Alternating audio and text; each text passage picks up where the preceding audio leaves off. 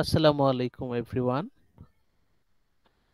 Welcome to today's lecture. আজকে থেকে আমরা রিভিউ শুরু করব। আমাদের ফাইনালের প্রিপারেশন আজকে থেকে আমাদের শুরু। আমরা অনেক কিছু স্টাডি করে ফেলেছি অলরেডি। আমরা আজকে থেকে আমরা ইম্পর্টেন্ট পয়েন্টগুলো রিভাইজ করা শুরু করব এবং ফাইনালের প্রিপারেশন আমরা কিভাবে নিতে পারি। তারপর আপনাদের পেপার প্রেজেন্টেশন রিলেটেড বিভিন্ন টিপস আজকে দেয়া হবে। আজকে আমরা সব ওভারঅল একটা আলোচনা শুরু হবে আজকে আমাদের। আপনারা চেষ্টা করবেন যে যেন আপনারা পার্টিসিপেট করেন, সব সময় পার্টিসিপেট করার চেষ্টা করবেন রিভিউ ক্লাসগুলোতে। আর ফাইনালের প্রিপারেশন গুলো আমরা আজকে থেকে নেওয়া শুরু করব। আজকে আমরা যে বিষয়টাতে ফোকাস করব সেটা হচ্ছে definition of poetry. Definition of poetry, কবিতার সংজ্ঞা। আমরা যে পাঁচজন ক্রিটিকের টেক্সট পড়েছি, পাঁচটা টেক্সট, আমরা পোয়েট্রির ডেফিনিশন আমরা বোঝার চেষ্টা করব। The definition of poetry, what is poetry. Definition of poetry আমরা অলরেডি কিন্তু আলোচনা করেছি। আমরা এই মিডের আগে এবং মিডের পরে যে কটা টেক্সট পড়েছি, আমরা কবিতার সংজ্ঞাটা আজকে একটু ভালো করে আত্মস্থ করার চেষ্টা করব যে what is the definition of poetry. আমরা অলরেডি কিন্তু আলোচনা করে এসেছি, আজকে একটু ডিটেইলসে যাই। প্রথমেই আমি কম পড়বো, আপনারা বেশি পড়বেন, আপনারা এই আলোচনা বেশি করবেন। প্রথমেই আমি রিকোয়েস্ট করছি আব্দুল্লাহ আল মামুন। আব্দুল্লাহ আল মামুন, আপনি স্লাইডটা একটু আমাদের সাথে শেয়ার করবেন। Okay, sir. What is poetry?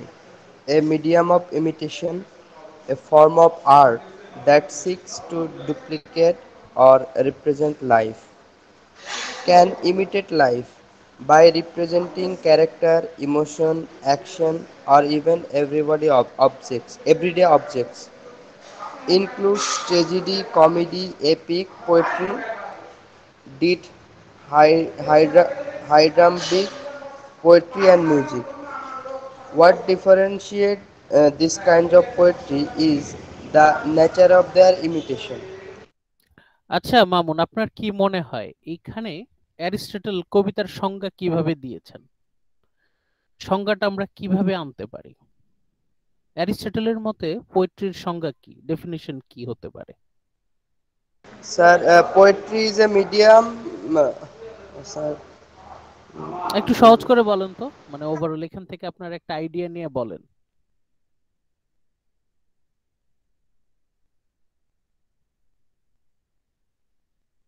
আপনারা চাইলে নিজে থেকেই হেল্প করতে পারেন, কন্ট্রিবিউট করতে পারেন। আমরা সহজ করে বুঝতে চাচ্ছি। স্যার, এইটা হ্যাঁ, বলা যায় যে অ্যারিস্টটল পোয়েট্রির মাধ্যমে এটা বোঝার চেষ্টা করছে। পোয়েট্রি হচ্ছে আমাদের ডেইলি লাইফে আমরা যেরকম ক্যারেক্টার বা ক্যারেক্টারিস্টিক্স ফেস করি, আমরা যেরকম ইমোশন দেখাই, আমরা যেরকম অ্যাকশন দেখি, প্লাস আমাদের ডেইলি লাইফে যাই হোক না কেন, সেটাই যখন অনুকরণ করা হয়, সেই অনুকরণের মাধ্যমটা হচ্ছে পোয়েট্রি। মানে একজন লেখক পোয়েট্রির থ্রুতে আমাদের ডেইলি লাইফটাকে আমাদের চোখের সামনে তুলে নিয়ে আসে।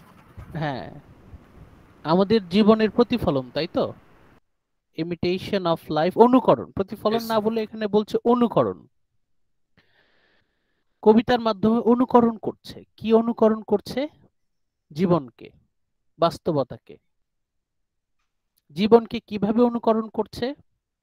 কোন একটা ক্যারেক্টারকে রিপ্রেজেন্ট করছে, অথবা একটা ক্যাটাগরির ক্যারেক্টার্স রিপ্রেজেন্ট করছে। কোন একটা ইমোশন, কোন একটা আবেগকে ইমিটেট করছে। আমাদের নানা রকম ইমোশনের সাথে আমরা পরিচিত আছি। দু একটা ইমোশনের নাম বলতে পারবেন? স্যার, ইমোশন হতে পারে রাগ, দুঃখ, হাসি, কান্না। হেট্রেড, জেলেসি, লাভ, কাইন্ডনেস। এই যে এই বিষয়গুলো, আমাদের ইমোশন গুলো Empathy. ইমিটেট সিম্প্যাথি, এমপ্যাথি, এই যে ইমোশনগুলো কিন্তু কবিতার মাধ্যমে অনুকরণ করা হয়। অ্যাকশন, আমাদের বাস্তব জীবনের বিভিন্ন অ্যাকশন, কার্যক্রমগুলো অনুকরণ করা হয়। তাহলে চরিত্র, আবেগ, অনুভূতি, কার্যক্রম, এই মিলেই তো মোটামুটি আমাদের বাস্তবতা। বাস্তবতা বলতে অবশ্য আরো অনেক কিছু বোঝায়, তবে বাস্তবতার এই তিনটা বিষয় আমরা একটু বোঝার চেষ্টা করি যে কবিতার মাধ্যমে এগুলোকে মিমিক্রি করা হয়, imitation, mimesis. The poetry is mimesis of reality. Seeks to duplicate or represent life. Poetry seeks to duplicate or represent life.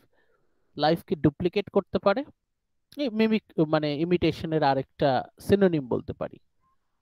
Imitate or duplicate ও রিপ্রেজেন্ট লাইফ, অথবা জীবনকে প্রতিনিধিত্ব করতে পারে, জীবনটা কি আমাদেরকে বোঝাতে পারে।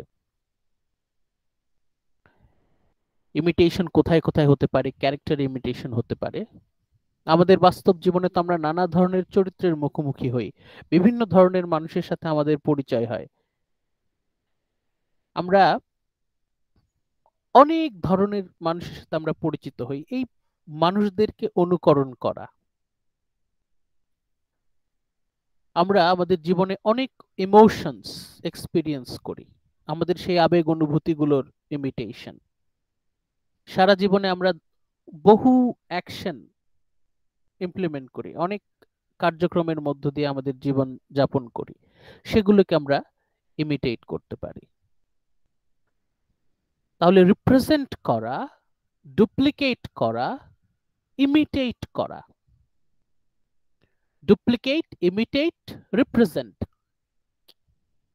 কি? কাকে রিপ্রেজেন্ট করা? রিয়েলিটি, লাইফ, জীবনকে। তাহলে পোয়েট্রির সংজ্ঞাটা কি দাঁড়াচ্ছে? Poetry is the imitation of life, mimesis of reality. তাহলে আমরা অ্যারিস্টটলের এই স্লাইড থেকে আমরা কি পোয়েট্রির সংজ্ঞাটার আইডিয়া পেতে পারি? Is it possible to get an idea?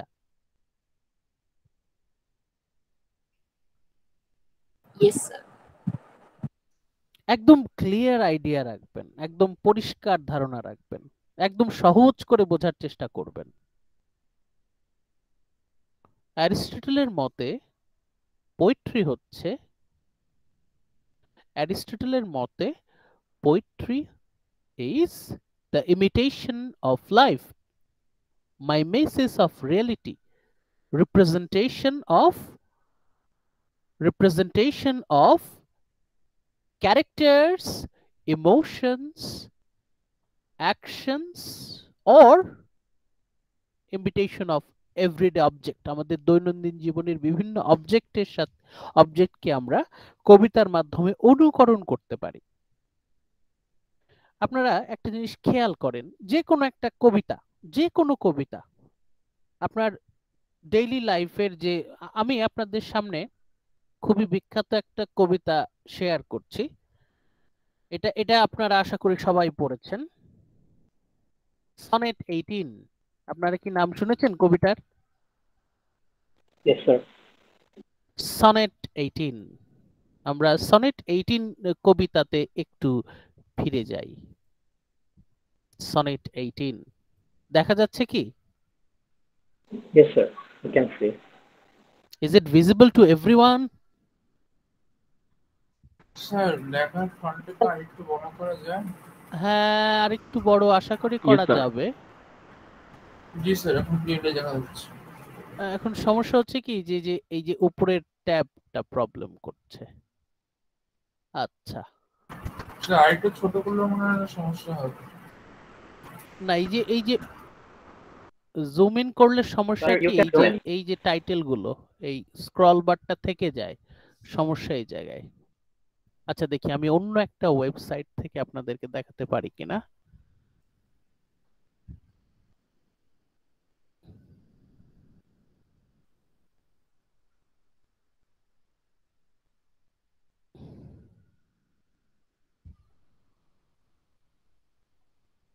দেখা যাচ্ছে এখন?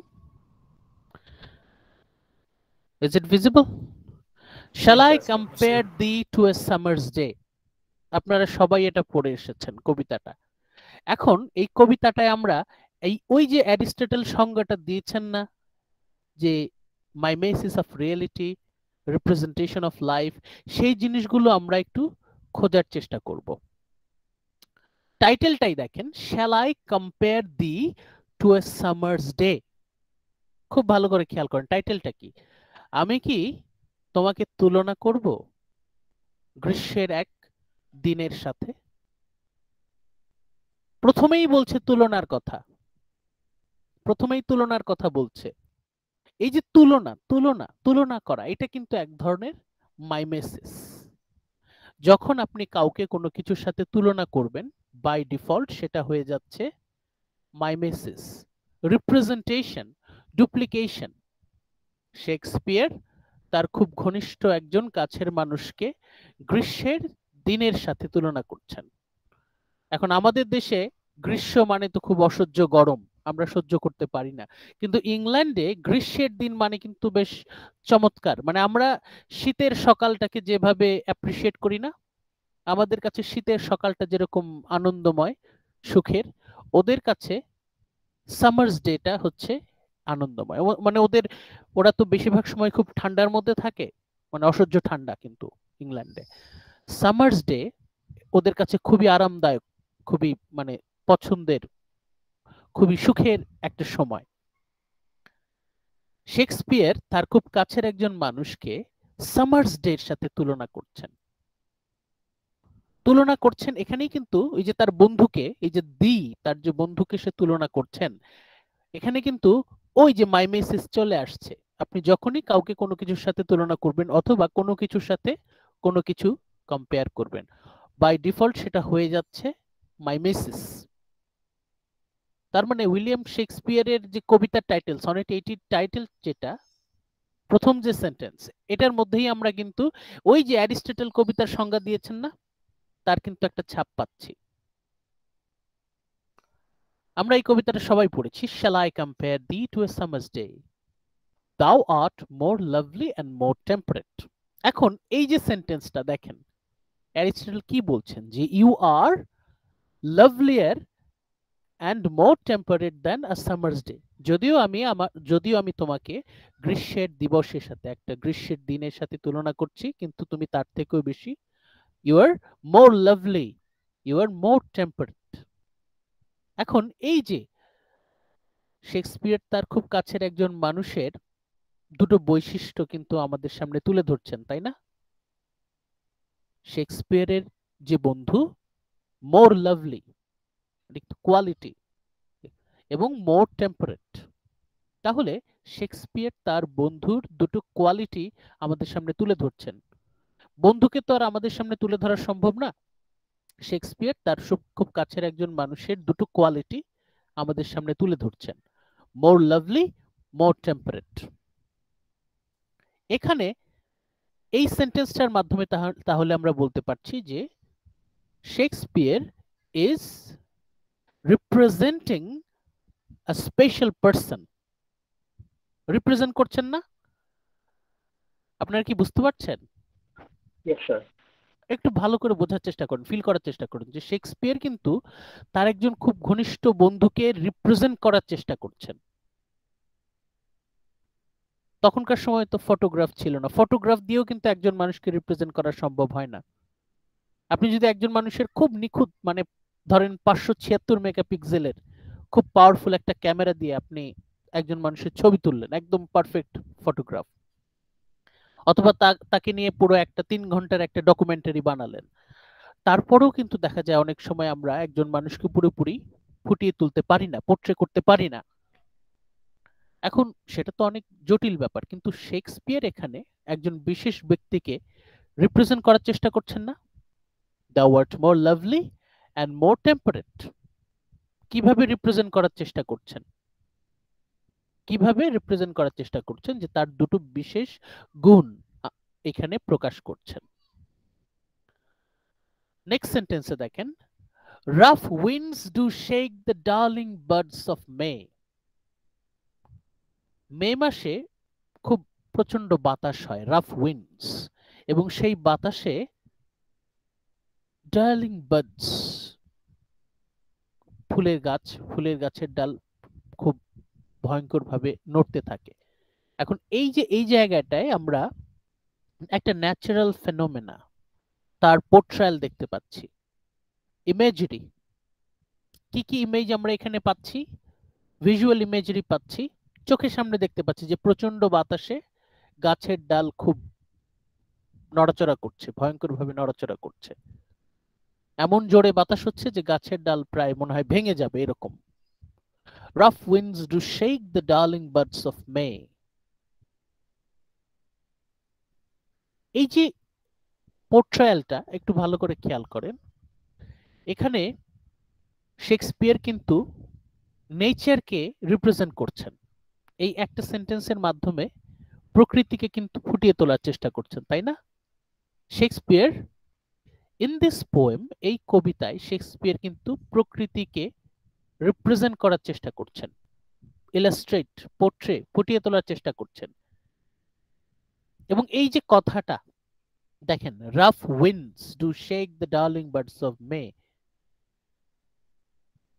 শেক্সপিয়ার তো আর আমাদের সামনে সেই ছবিটা ফুটিয়ে তুলতে পারছেন না, উনি ওনার কথার মাধ্যমে উনি কিন্তু মিমিক্রি করছেন। আমরা বাকিটা কল্পনা করে নিচ্ছি, শেক্সপিয়ারের কথায় আমরা বাকিটা কল্পনা করে নিচ্ছি, এই সেন্টেন্সটা পড়ে আমরা মনে মনে কল্পনা করে নিচ্ছি। এখন দেখেন কয়টা মাইমেসিস হলো, কয়টা মাইমেসিস এই এর মধ্যে দিয়ে আমরা গেলাম। দেখেন, শেক্সপিয়ার প্রথমে দেখলেন, শেক্সপিয়ার তার জীবনের হয়তো কোনো না কোনো পর্যায়ে দেখেছেন যে প্রচন্ড বাতাসে গাছের ডালগুলো খুব নড়াচড়া করে, এবং সেটা উনি ওনার কবিতায় লিখলেন, rough winds do shake the darling birds of May. সেই সেন্টেন্সটা আপনি পড়লেন, পড়ার পরে রাফ উইন্ডস, প্রচন্ড বাতাস, ডু শেক দ্য বার্ডস, এই যে এই দৃশ্যগুলো কিন্তু আপনার মনের মধ্যে ফুটে উঠবে। তাহলে mimesis of reality, representation of nature, সেটা কিন্তু আমরা এই কবিতার মাধ্যমে পেয়ে যাচ্ছি। আপনারা বুঝতে পারছেন আমরা কোন দিকে যাচ্ছি?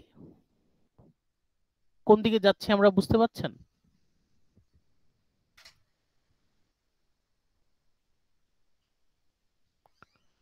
Please respond. স্যার মেবি আমরা মাইমেসিসের ডিসকাশন করব, মাইমেসিসের ডিসকাশন। আবার বলেন। স্যার মেবি আমরা মাইমেসিসের পার্টটায় যাব, কারণ আপনি পোয়েট্রি পড়াচ্ছি মাইমেসিস নিয়ে কথা বলেছিলেন। হ্যাঁ, মাইমেসিস, এই যে poetry is mimesis, mimesis is poetry, সেই আলোচনায় আমরা আসছি। And summer's leash hath all too short a date. Summer's leash hath all too short a date. ইংল্যান্ডে গ্রীষ্মকাল খুব অল্প সময় থাকে, খুব অল্প সময়, গ্রীষ্ম খুব অল্প সময় থাকে। আমাদের এখানে যেমন শীত খুব অল্প সময় থাকে, ইংল্যান্ডে সামার, গ্রীষ্ম খুব অল্প সময় থাকে। Summer's lease hath all too short a date. এখন লিজ শব্দটা আমরা কোথায় ব্যবহার করি? লিজ শব্দটা আমরা কোথায় ব্যবহার করি দেখেন তো? আমরা বিভিন্ন সময় সরকারের কাছ থেকে বিভিন্ন জমি জায়গা লিজ নেই, বিভিন্ন পুকুর লিজ নেই, আমরা সেখানে হয়তো মানে শাকসবজি চাষ করি, অথবা গাছ, কাঠের জন্য গাছ হয়তো রোপণ করা হয়, তারপর মাছ চাষ করা হয়। লিজের ব্যাপারটা আমরা কোথায় ব্যবহার করি? এটা কিন্তু আমাদের দৈনন্দিন জীবনের অকুপেশন, পেশার সাথে, ব্যবসার সাথে কিন্তু জড়িত।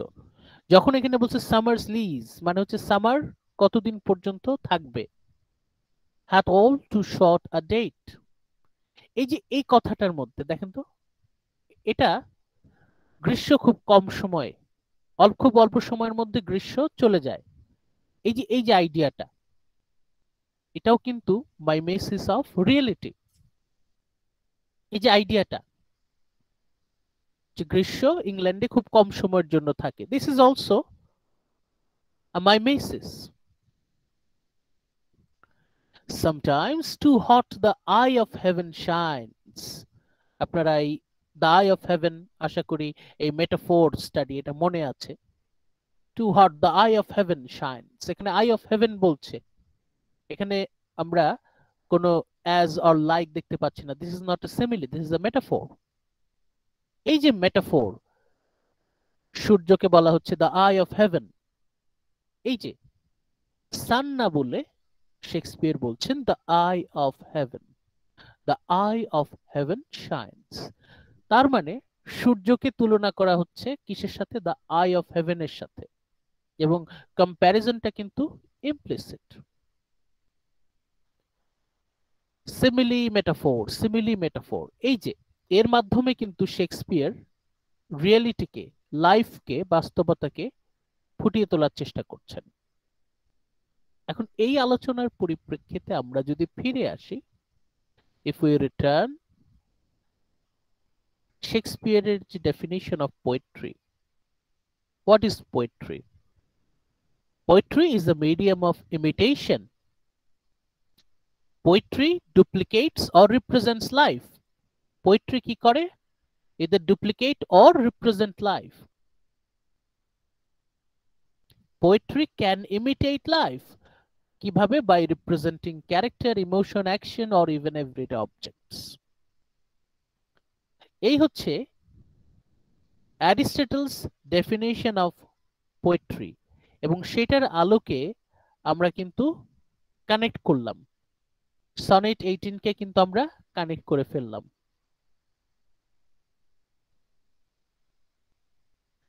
একইভাবে আমরা যদি সনেট 30 তে যাই, সনেট 30 না কি যেন 130,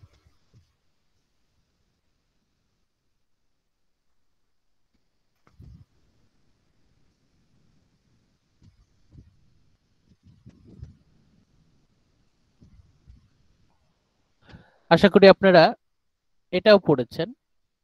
সনেট 130, এই যে my mistress's eyes are nothing like the sun, আপনারা এটা পড়েছেন না? পড়েছেন কি? জি স্যার। Thank you. সনেট 130 এটা আপনারা পড়ে এসেছেন। এখানেও আমরা কিন্তু ওই আলোচনার রেশ টানতে পারি। প্রথম সেন্টেন্সেই দেখেন বলা আছে the my mistress's eyes are nothing like the sun. যদিও এটা নেগেটিভ সেন্টেন্স, তারপরেও এখানে নেগেটিভ সিমিলি কিন্তু, নাথিং লাইক দ্য সান। এই যে এখানেও আমরা কিন্তু দেখতে পাচ্ছি রিপ্রেজেন্টেশন। কোন একজন ব্যক্তি, শেক্সপিয়ার কোন একজন ব্যক্তিকে রিপ্রেজেন্ট করার চেষ্টা করছেন। এখানে পুরোটাই আমরা দেখব the whole this sonnet represents one certain personality, একজন বিশেষ ব্যক্তিকে কিন্তু এখানে ফোকাস করা হচ্ছে। My mistress's eyes are nothing like the sun, coral is far more red than her lips red, if snow be white, why then her breasts are done. এখানে একটা ক্যারেক্টারকে কিন্তু গ্লোরিফাই করা হচ্ছে না। একটু আগে সনেট 18 আমরা দেখলাম একটা ক্যারেক্টারকে কিন্তু অনেক গ্লোরিফাই করা হয়েছে, আর এখানে 130 তে একজন ক্যারেক্টারকে ওইভাবে কিন্তু আহামরি গ্লোরিফাই করা হয়নি। কিন্তু এই যে পার্টটা, তাকে যে তুলনা করা হচ্ছে না, তাকে যে তুলনা করা হচ্ছে না, এর মধ্যেও কিন্তু আমরা ওই বিশেষ ব্যক্তির পার্সোনালিটি রিপ্রেজেন্টেশন কিন্তু পেয়ে যাচ্ছি। শেষের দিকে এই যে কথাগুলো যখন সে বলছে যে I love to here her speak, yet well I know that music hath a far more pleasing sound.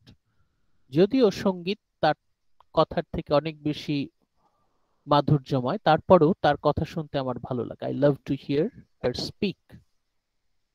এই যে কথাগুলো, যখন এই কথাগুলো বলছে যে তার কথাগুলো শুনতে শেক্সপিয়ারের ভালো লাগছে, speaker is declaring that he loves to here when this specific persona speaks.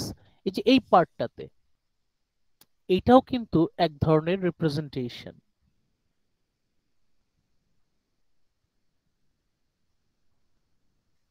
তাহলে আমরা শেক্সপিয়ারের এই ডেফিনেশনটা আমরা বুঝতে পারছি কিনা? Definition of poetry by Aristotle যে বলছেন হোয়াট ইজ পোয়েট্রি, এটা আমরা বুঝতে পারছি কিনা?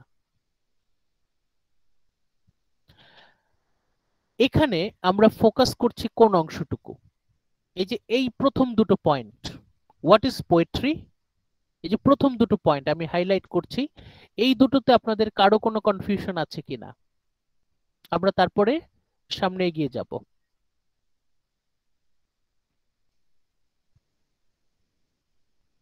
আজকে আমরা টোটালি ফোকাস করছি হচ্ছে ডেফিনেশন অফ পোয়েট্রিতে।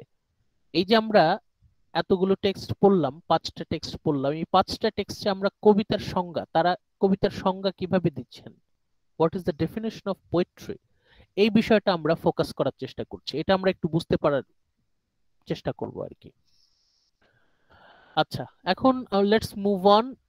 আমরা এরপর চলে যাচ্ছি উইলিয়াম ওয়ার্ডসওয়ার্থ।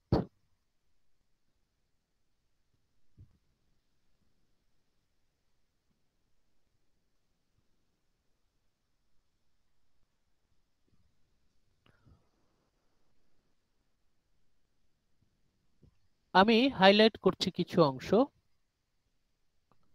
আমি রিকোয়েস্ট করব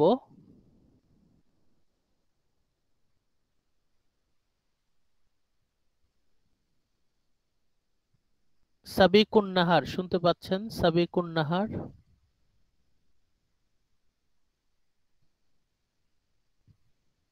সাবেকুন নাহার শুনতে পাচ্ছেন?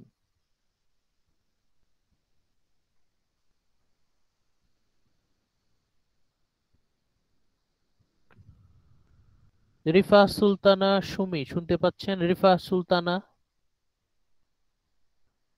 রিফা সুলতানা সুমি।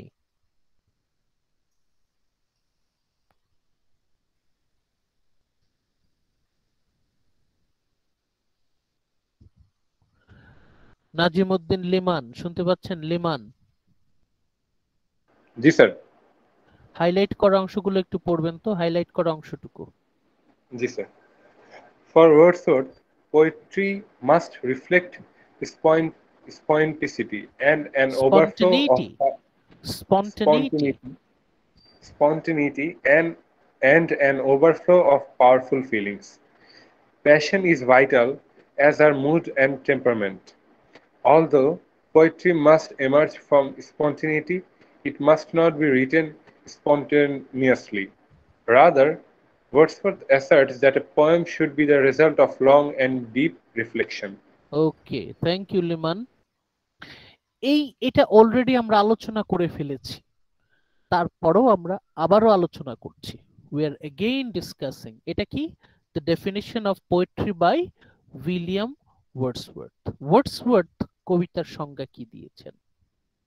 কবিতার সংজ্ঞা দিতে গিয়ে ওয়ার্ডসওয়ার্থ বলেছেন যে পোয়েট্রি মাস্ট রিফ্লেক্ট স্পন্টেনিটি। পোয়েট্রিতে একটা স্পন্টেনিয়াস ব্যাপার থাকবে, স্বতঃস্ফূর্ত একটা ব্যাপার থাকবে, স্বতঃস্ফূর্ত প্রকাশ। কিসের স্বতঃস্ফূর্ত প্রকাশ? Overflow of powerful feelings, overflow উচ্ছ্বাস, অফ পাওয়ারফুল ফিলিংস শক্তিশালী আবেগ অনুভূতির স্বতঃস্ফূর্ত উচ্ছ্বাস। Spontaneous spontaneous overflow of powerful feelings, spontaneous overflow of powerful feelings স্বতঃস্ফূর্ত উচ্ছ্বাস, শক্তিশালী আবেগ অনুভূতির স্বতঃস্ফূর্ত উচ্ছ্বাস। ওয়ার্ডসওয়ার্থ এই কথাটাই বলছেন। Passion is vital, emotion, passion মানে কি? এখানে প্যাশন বলতে ইমোশন, ফিলিংস, ইনটিউশনকে বোঝানো হচ্ছে। প্যাশন ইজ ভাইটাল, আবেগ অনুভূতিকে খুব গুরুত্ব দিচ্ছেন। As our mood and temperament, মেজাজ, মেজাজ মর্জির উপর উনি গুরুত্ব দিচ্ছেন, মানুষের মেজাজ, মনের অবস্থান, এই জায়গাটাতে উনি ফোকাস করছেন। Although poetry must emerge from spontaneity, যদিও উনি প্রথমে বলছেন যে পোয়েট্রির মধ্যে একটা স্পন্টেনিয়াস ব্যাপার থাকবে, একটা স্বতঃস্ফূর্ত ব্যাপার থাকবে, মানে জোর করে কোনো কিছু তো হবে না, আপনা আপনিই হবে। Poetry must emerge from spontaneity, it must not be written spontaneously. যদিও কবিতার যে উৎস সেটা হচ্ছে স্পন্টেনিয়াস, কিন্তু এটাকে স্পন্টেনিয়াস ভাবে লিখলে হবে না, it must not be written spontaneously. তাহলে কেমন কথা হলো? প্রথমে বললো স্পন্টেনিয়াস হতে হবে, আবার এখন বলছে স্পন্টেনিয়াস ভাবে লেখা যাবে না, তাহলে কি দাঁড়ালো? এই জায়গায় একটা কনফিউশন আছে। এই কনফিউশনটা আমাদেরকে একটু দূর করতে হবে, যে কি বলতে চাচ্ছেন। প্রথমে একবার বললেন যে পোয়েট্রি মাস্ট রিফ্লেক্ট স্পন্টেনিটি, আবার বলছেন ইট must not be written spontaneously. তাহলে একটার সাথে আরেকটা কন্ট্রাডিক্ট করছে না? একটা কন্ট্রাডিকশন তো আমরা লক্ষ্য করছি। তাহলে তাহলে কি দাঁড়ালো? এই জায়গাটা আমরা একটু ফিল করার চেষ্টা করি। Let's try to feel it. এই কথাটা, এই পরস্পর বিরোধী কথাটা কেন বললেন? পরস্পর বিরোধী কথাটা কেন বললেন? একবার ওয়ার্ডসওয়ার্থ বলছেন, একবার ওয়ার্ডসওয়ার্থ কি বলছেন আমি হাইলাইট করছি, দেখেন। Poetry must reflect স্পন্টেনিটি, poetry must reflect স্পন্টেনিটি। কবিতার মধ্যে একটা স্বতঃস্ফূর্ততার ছাপ থাকবে, মানে poetry is not a mechanical product. এটা কোনো মেকানিক্যাল কোনো কম্পোজিশন না, এটা হচ্ছে স্বতঃস্ফূর্ত, মানে হৃদয় থেকে, হৃদয়ের যে আবেগ অনুভূতি তার স্বতঃস্ফূর্ত প্রকাশ হবে এটা। কিন্তু সেটা স্বতঃস্ফূর্ত যে প্রকাশ, সেটাকে স্বতঃস্ফূর্ত ভাবে লিখলে হবে না, it must not be written spontaneously. কবিতা স্পন্টেনিয়াসলি লেখা যাবে না।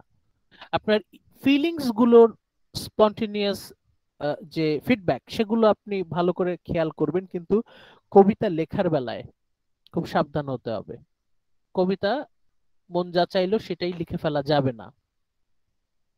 ওয়ার্ডসওয়ার্থ কি বলছেন? উনি জোর দিয়ে বলছেন, শুধুমাত্র বলছেন না, অ্যাসার্ট। অ্যাসার্ট মানে কি? জোর দিয়ে বলা। A poem should be the result of long and deep reflection. কবিতা যখন আপনি লিখবেন, কবিতা লিখতে হলে খুব ঠান্ডা মাথায় চিন্তা করতে হবে।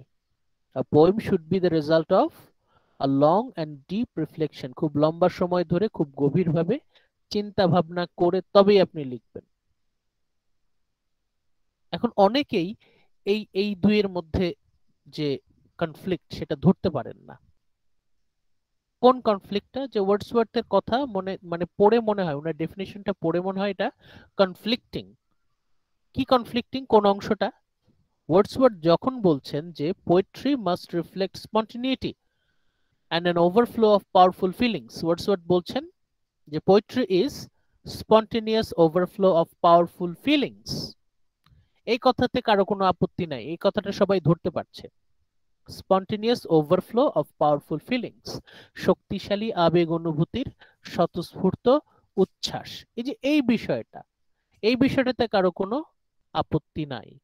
কিন্তু যখনই উনি বললেন যে poetry must not be written spontaneously, কিন্তু কবিতা হঠাৎ করে ইমোশনাল হয়ে গেলাম, ভেতরে আবেগ আসলো, সাথে সাথে লিখে ফেলবো না, সাথে সাথে লেখা যাবে না।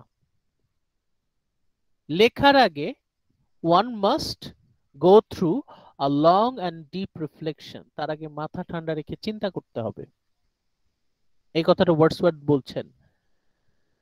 যদিও কবিতা হচ্ছে শক্তিশালী আবেগ অনুভূতির স্বতঃস্ফূর্ত উচ্ছ্বাস, spontaneous overflow of powerful feelings, কিন্তু কবিতা কিন্তু স্পন্টেনিয়াসলি লেখা যাবে না। এখন এই কথাগুলো একটু কনফিউজিং, আমরা এর পরের স্লাইডে এগুলো আমরা সব ব্যাখ্যা করে দিয়েছি। Wordsworth breaks down the poet's process into 4 stages. কবিতা কেমনে লিখতে হয়, কিভাবে কবিতা লিখতে হবে, তার 4টা ধাপ উনি আলোচনা করেছেন। 4 stages, 4 stages, ঠিক আছে? 4টা ধাপ আছে। কবিতা লিখতে গেলে 4টা ধাপ অনুসরণ করতে হবে, এটা হচ্ছে ওয়ার্ডসওয়ার্থ বলেছেন। Wordsworth breaks down the poet's process into 4 stages, 4টা ধাপ আছে। প্রথম ধাপটা কি? প্রথম ধাপটা আমি রিকোয়েস্ট করব সামিহা তাসনিম, শুনতে পাচ্ছেন সামিহা? Yes, sir. হ্যাঁ, প্রথম ধাপটা একটু বলবেন আমাদেরকে সহজ করে। The primary. The primary is observation. মানে স্যার এটা আমি পড়বো? হ্যাঁ। The primary is observation. A person, object, or situation must stimulate powerful emotions within the romantic poet, and people's observations must be noted. Thank you. একটু ভালো করে খেয়াল করেন তো কি বলছে এখানে। কবিতা লিখতে গেলে 4টা ধাপ। প্রথম ধাপ কি? অবজারভেশন, পর্যবেক্ষণ। অবজারভেশন, ভালো করে মনোযোগ দিয়ে লক্ষ্য করা। অবজারভেশন মানে কিন্তু শুধুমাত্র দেখা না, শুধুমাত্র চোখ দিয়ে দেখা না। অবজারভেশন মানে হচ্ছে আপনাকে মন দিয়ে দেখতে হবে, আপনাকে পর্যবেক্ষণ করতে হবে। You must observe carefully. You must observe carefully. প্রথমে আপনাকে মন দিয়ে দেখতে হবে, পর্যবেক্ষণ করতে হবে। কবিতা লেখার আগে আপনাকে মন দিয়ে দেখতে হবে, পর্যবেক্ষণ করতে হবে। কি দেখবেন? কি দেখবেন? আ পারসন, অবজেক্ট অর সিচুয়েশন। আপনি কোন একজন ব্যক্তিকে পর্যবেক্ষণ করতে পারেন। যেমন একটু আগে আমরা শেক্সপিয়ারের সনেট 18 পড়লাম, সনেট 130 থেকে পড়লাম। সেখানে শেক্সপিয়ার কোন একজন বিশেষ ব্যক্তিকে পর্যবেক্ষণ করার পর তার মধ্যে কিন্তু বিশেষ কিছু আবেগ অনুভূতির সঞ্চার হয়েছিল, তাই না? প্রথমে শেক্সপিয়ার একজনকে তুলনা করলেন যে shall I compare thee to a summer's day। পরে সনেট 130 তে গিয়ে তিনি বললেন my mistress's eyes are nothing like the sun। এই যে কোন একজন বিশেষ ব্যক্তিকে পর্যবেক্ষণ করার পর, মন দিয়ে দেখার পরে কিন্তু শেক্সপিয়ারের মনের মধ্যে এই ফিলিংস গুলো জাগ্রত হয়েছে। আমরা কিন্তু ওয়ার্ডসওয়ার্থের ডেফিনিশনের উপর বেস করে শেক্সপিয়ারকে অ্যাপ্রিশিয়েট করার চেষ্টা করছি অথবা ক্রিটিসাইজ করার চেষ্টা করছি। কোন একজন ব্যক্তিকে পর্যবেক্ষণ করার মাধ্যমে কিন্তু শেক্সপিয়ারের মনের মধ্যে ওই কবিতার লাইনগুলো কিন্তু সৃষ্টি হয়েছিল। অথবা অ্যান অবজেক্ট। সবসময় যে একজন ব্যক্তিকে, একজন মানুষকে দেখে আমাদের মধ্যে আবেগের সঞ্চার হয় তা না, কখনো কখনো বিভিন্ন অবজেক্ট। যেমন শেক্সপিয়ার যখন ওই রাফ উইন্ডস এর কথা বললেন, আবার যখন তিনি ওই আই অফ হেভেন এর কথা বললেন, কোরালের কথা বললেন, তখন কিন্তু এই যে অবজেক্ট গুলো, আমাদের এভরিডে অবজেক্ট গুলো আমাদের হৃদয়ে আবেগ অনুভূতির সঞ্চার করছে, আবেগের সৃষ্টি করছে। অর সিচুয়েশন, অথবা দৈনন্দিন জীবনের কোনো একটা ঘটনা দেখে আপনার মধ্যে আবেগ অনুভূতির সৃষ্টি হতে পারে, আপনার মধ্যে ফিলিংস, ইমোশনস জাগ্রত হতেই পারে। কোন একটা ড্রামাটিক সিচুয়েশন দেখে আপনার মধ্যে আবেগ অনুভূতির সৃষ্টি হতে পারে। আবার কখনো কখনো সিম্পল কোন একটা ইনসিডেন্ট যেটা আমাদের চোখের সামনে সবসময় ঘটে থাকে, সেই সিচুয়েশন অবজার্ভ করেও আপনার মধ্যে কিন্তু পাওয়ারফুল ইমোশনস, শক্তিশালী আবেগ সৃষ্টি হতেই পারে। বিশেষ করে যারা হচ্ছে সেনসিটিভ পারসন, যাদের মনটা খুব নরম, দেখবেন তারা হচ্ছে খুব অল্প কারণে খুব সহজেই তারা ইমোশনাল হয়ে পড়ে। এখন আপনি কখন আপনার মধ্যে পাওয়ারফুল ইমোশন জাগবে? আপনি যদি শুধুমাত্র চোখ দিয়ে দেখেন কোন একজন ব্যক্তি বা বস্তু বা কোন একটা ঘটনা, পরিস্থিতিকে যদি শুধুমাত্র আপনি চোখ দিয়ে দেখেন, তাহলে কিন্তু আপনার মধ্যে কোনো আবেগ অনুভূতি সৃষ্টি হওয়ার কথা না। বুঝতে পারছেন? আপনি কোন একজন ব্যক্তিকে দেখলেন, শুধু চোখ দিয়ে দেখলেন, মন দিয়ে দেখলেন না, আপনার মধ্যে কোনো আবেগের সৃষ্টি হবে না। দৈনন্দিন জীবনে আমরা হাজার হাজার মানুষের মুখোমুখি হই, অল্প কিছু মানুষের চেহারা আমাদের মনে থাকে, অল্প কিছু মানুষের কথা আমাদের অবসর সময়ে মনে পড়ে, কারণ তাদেরকে আমরা মন দিয়ে পর্যবেক্ষণ করেছি। এখন কবিতা লেখার যে প্রসেস, এই 4টা স্টেজে, প্রথমে অবজারভেশন মাথায় রাখবেন, পারসন, অবজেক্ট, সিচুয়েশন। এমন ভাবে মন দিয়ে দেখতে হবে যাতে আমাদের ভেতরে শক্তিশালী আবেগ জেগে ওঠে। এখন আপনি সেলফিশের মতো যদি শুধুমাত্র আপনার পার্সোনাল ইমোশন নিয়ে যদি ব্যতিব্যস্ত থাকেন, তাহলে সেটা কিন্তু কমপ্লিট হবে না। আপনি যখন আপনার পার্সোনাল ইমোশনকে নিয়ে ভাবছেন, একই সাথে you must you must take into account people's observation, সাধারণ মানুষের তাদের যে পর্যবেক্ষণ সেটাকেও কিন্তু আপনাদের লক্ষ্য রাখতে হবে। People's observation must be noted. আপনি সেলফিশের মতো আপনার পার্সোনাল, আপনার ব্যক্তিগতভাবে, এখন আপনি রাস্তা দিয়ে যাচ্ছেন, হঠাৎ করে দেখলেন ট্রাফিক পুলিশ একজন বৃদ্ধা মহিলাকে পার করে দিচ্ছে, আপনার দেখে খুব ভালো লাগলো যে ট্রাফিক পুলিশ সে বৃদ্ধা মহিলাকে পার করে দিচ্ছে, বাহ কি দারুণ, আপনি খুব ইমোশনাল হয়ে গেলেন। আপনারই পাশে আপনার বন্ধু, সে বলল যে এটা তো ট্রাফিক পুলিশের কাজ, এটা তো তার ডিউটি, এখানে আর এত অবাক হওয়ার কি আছে। দেখেন, আপনি সেম সিচুয়েশন পর্যবেক্ষণ করে আপনার মধ্যে ইমোশন জাগ্রত হলো, অথচ আপনার বন্ধুর সেই ইমোশনটা জাগ্রত হলো না, হতেই পারে। এখন তার মানে আপনি যে আপনার বন্ধুকে দোষারোপ করবেন যে তাহলে এটা যে তুমি ফিল করলো না, এটা হচ্ছে তোমার মনের দুর্বলতা, এটাও কিন্তু বলা যাবে না।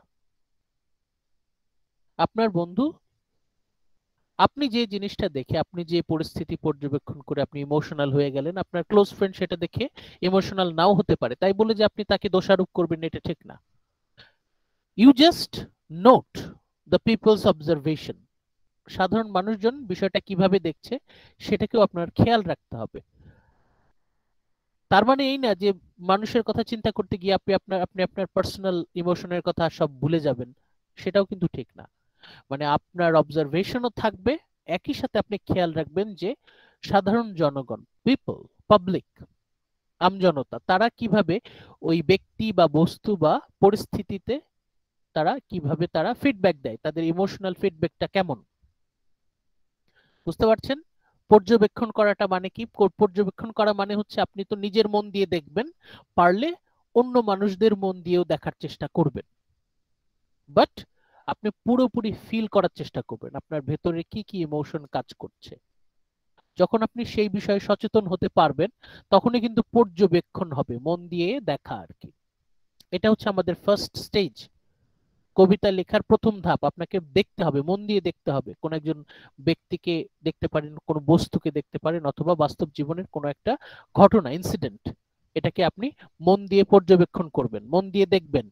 মন দিয়ে দেখলে আপনার ভেতরে আবেগ জাগ্রত হবে, এবং সেটা নিয়ে আপনি ব্যস্ত না থেকে, শুধু নিজের আবেগ নিয়ে ব্যতিব্যস্ত না থেকে অন্যরা কি ফিল করছে সেটাও আপনাকে ভাবতে হবে, অন্যদের পয়েন্ট অফ ভিউ থেকেও আপনাকে ভাবতে হবে। এটা হচ্ছে আমাদের ফার্স্ট স্টেজ, প্রথম ধাপ বলতে পারি।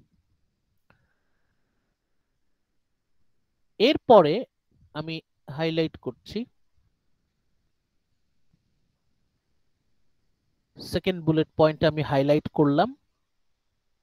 আমি রিকোয়েস্ট করব শেখ ফাতিমা রহমান, শুনতে পাচ্ছেন? শেখ ফাতিমা রহমান,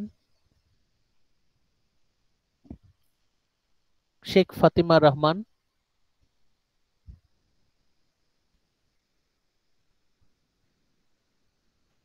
শুনতে পাচ্ছেন আমার কথা? Yes, sir. Okay, please second bullet point একটু পড়বেন। রিকলেকশন ফলোজ, এখান থেকে একটু পড়েন। Yes, sir. Recollection follows, which is that the stage when the poet contemplates those observation. For this, tranquility may be a must. Memories may surface that days old or older, and therefore the poet should contemplate those memories, explore how the emotions they provoke relate to past experience. Thank you Fatema. আমরা একটু বোঝার চেষ্টা করি তো এখানে কি আলোচনা হচ্ছে, যদিও আমরা এটা আগে আমরা আলোচনা করেছি, এটা তারপরেও আমরা আলোচনা করছি যে কবিতা লেখার প্রথম ধাপ ছিল যে পর্যবেক্ষণ, আমি মন দিয়ে সবকিছু খেয়াল করব। দ্বিতীয় ধাপ, সেকেন্ড স্টেপ হচ্ছে রিকালেকশন, স্মৃতিচারণ, রেমিনিসেন্স যেটা বলে, রিকালেকশন, স্মৃতিচারণ। প্রথমে পর্যবেক্ষণ, পর্যবেক্ষণ করে সাথে সাথে ধূপ করে কাগজ কলম নিয়ে বসে যাব একদম না, আপনাকে অবজারভেশন করার পর একটু টাইম গ্যাপ দিতে হবে, এবং মোটামুটি পরিস্থিতি যখন শান্ত, আপনার যখন মাথা ঠান্ডা, পরিস্থিতি চারপাশে যখন শান্ত, আপনি যখন ধীর স্থির হয়ে মোটামুটি বসতে পারবেন, ঠিক তখন আপনি রিকালেক্ট করবেন, স্মৃতিচারণ করবেন। রিকালেকশন ফলোজ, প্রথমে অবজারভেশন, তারপর রিকালেকশন।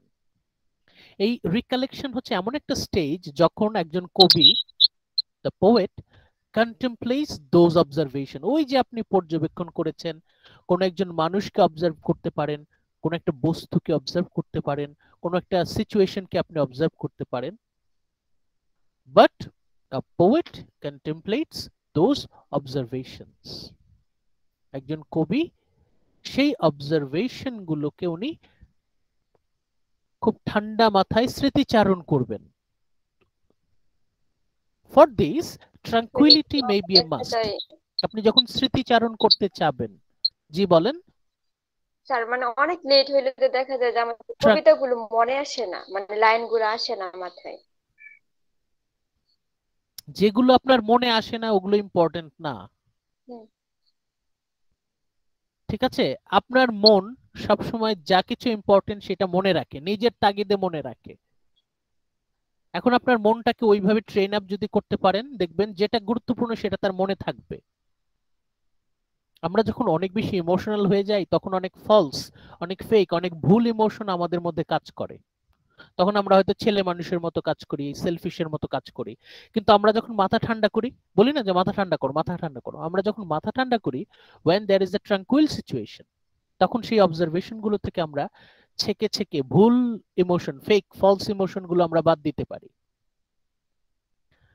প্রথম ধাপটা হচ্ছে অবজারভেশন। তার মানে এই না যে আমি কোনো কিছু দেখা বাদ দিব, সবকিছু দেখবো, কিন্তু দেখার পর যখন আমি ওটা স্মৃতিচারণ করব তখন আমি খুব ঠান্ডা মাথায় চিন্তা করবো, আচ্ছা ওই মুহূর্তে তো আমার মধ্যে খুব রাগ উঠেছিল, আচ্ছা রাগ হওয়াটা কি যৌক্তিক ছিল? আমার খুব কান্না পাচ্ছিল, আসলে কি কান্না পাওয়াটা খুব যৌক্তিক ছিল? আমরা পরে গিয়ে যখন স্মৃতিচারণ করি তখন ঠান্ডা মাথায় যদি আমরা রিকালেকশনটা করতে পারি তাহলে সেটা আমরা ফিল্টার করতে পারি, ছেঁকে নিতে পারি। এই জন্য অবজারভেশনের সাথে সাথে রাইট ডাউন করা যাবে না। অবজারভেশন তখন ইমোশনে খেয়াল রাখতে হবে যে আচ্ছা আমি যে এই পরিস্থিতি পর্যবেক্ষণ করছি আমার ভিতরে কি ধরনের আবেগ জাগ্রত হচ্ছে। অবজারভেশন গেল, এরপর রিকালেকশনটা একটু টাইম গ্যাপ দিতে হয়, একদিন 2 দিন পরে, অন্তত অন্তত 2-3 দিন পরে ঠান্ডা মাথায় আপনি চিন্তা করেন, আচ্ছা ওই সময় আপনার মধ্যে যে ইমোশনটা জেগে উঠেছিল ওটা কি আসলে ট্রু ইমোশন কিনা, নাকি ওটা আপনি জাস্ট মানে ঝোঁকের বশে। অনেকে হুজুগে আমাদের মধ্যে অনেক ফলস ইমোশন জেগে যায়, তাই না? হঠাৎ করে আমরা অনেক ইমোশনাল হয়ে অনেক ভুল সিদ্ধান্ত নিই, অনেক ভুল ইমোশন আমাদের মধ্যে ভর করে। যেমন যখন কেউ আমাদেরকে ইনসাল্ট করে তখন আমরা খুব দ্রুত ডিফেন্সিভ হয়ে যাই, আমরা জাস্টিফাই করার চেষ্টা করি, আমরা অ্যাটাক করার চেষ্টা করি। আমাদের মধ্যে একই সাথে হেট্রেড, জেলাসি, ইনসিকিউরিটি সব একসাথে কাজ করে। কিন্তু পরবর্তীতে আপনি যখন ঠান্ডা মাথায় চিন্তা করবেন আর ও তো আপনাকে খেপানোর জন্য বলেছে, তখন কিন্তু আপনি নিজেকে কন্ট্রোল করতে পারবেন। রিকালেকশন হচ্ছে এমন একটা স্টেজ যখন পরিস্থিতি মোটামুটি ঠান্ডা থাকে এবং আমরা আমাদের পর্যবেক্ষণগুলোকে ওইখানে রিভাইজ করতে পারি। Memories may surface that are days old or older, মানে পুরাতন স্মৃতিগুলো তখন আমরা স্মৃতিচারণ করি। স্মৃতিচারণ করতে করতে যখন আমাদের হৃদয়ে আবার আবেগ জেগে উঠবে, আপনি ওই ঘটনাটা আবার মনে করেন, হয়তো কোনো একজন মানুষকে দেখে আপনার প্রচন্ড ভালো লেগে গেল, আপনি ক্রাশ খেয়ে গেলেন, আপনার প্রথম দেখায় ক্রাশ। আপনি 2 দিন 3 দিন পরে যখন ওইটা আবার চিন্তা করবেন তখন আপনার হাসি পাবে, আচ্ছা এটারে দেখে আমি ক্রাশ খাইছিলাম, এটারে দেখে আমি এরকম পছন্দ করছিলাম। আপনি শপিং মলে গেছেন, কোনো একটা জিনিস দেখেই কিনতে ইচ্ছা করতেছে, কি না কিনলে আপনি আর বাঁচবেনই না এরকম, কিন্তু আপনি একদিন পরে চিন্তা করেন, দেখেন ঠান্ডা মাথায় চিন্তা করলে দেখবেন আরে আমি এটা কিনতে চাইছিলাম, কিনলেই তো টাকা পয়সা নষ্ট হতো। আবার অনেক সময় দেখা যায় আমরা ভুল করে কিনেই ফেলি, কেনার পরে মাথা চাপড়াই, ইস কেন কিনলাম। বিশেষ করে অনলাইন এখনকার শপিং এর টাইম গুলোতে আমরা কিন্তু রিগ্রেটটা বেশি কাজ করে। আমরা কি করি, কি অবজার্ভ করেই ডিসিশন নিয়ে নেই। অবজার্ভ করেই ডিসিশন নেওয়া যাবে না, আপনাকে অবজার্ভ করে একটু টাইম দিতে হবে। আপনি রিকালেক্ট করেন, পরবর্তীতে রিকালেক্ট করতে গিয়ে তখন আপনার ব্রেন কিন্তু আপনাকে জাজমেন্টটা দিবে যে আসলে কি সিদ্ধান্তটা সঠিক হবে কিনা।